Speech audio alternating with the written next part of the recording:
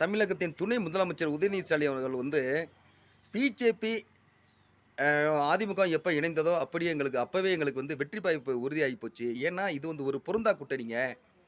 இவங்களுக்குள்ள ஒற்றுமையே கிடையாது. இன்னைக்கு இவங்க ஒண்ணு சொல்லுவாங்க, நாளைக்கு அவங்க ஒண்ணு சொல்லுவாங்க. சண்டை போட்டுட்டே இவங்க போயிடுவாங்க.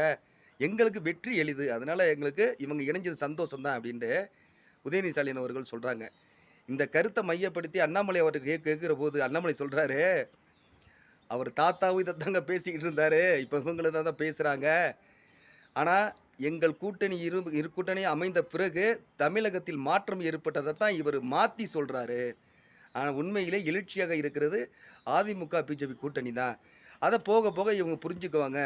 இன்னும் ஒரு படி மேல போய் சொன்னா, இவங்க கூட்டணியில உள்ள கட்சிகள் எல்லாமே ஒவ்வொன்றாக கலண்டு விடும். கண்டிப்பா சொல்றேன். 2026ல திமுக தனித்து நிற்க வேண்டிய சூழல் கூட உருவாகும். அப்படிங்கிறத அண்ணாமலை அவர்கள் வந்து தெளிவுபடுத்தியிருக்கிறாரு. ஒருவேளை இது நடக்குமா? பார்த்துருவோம்.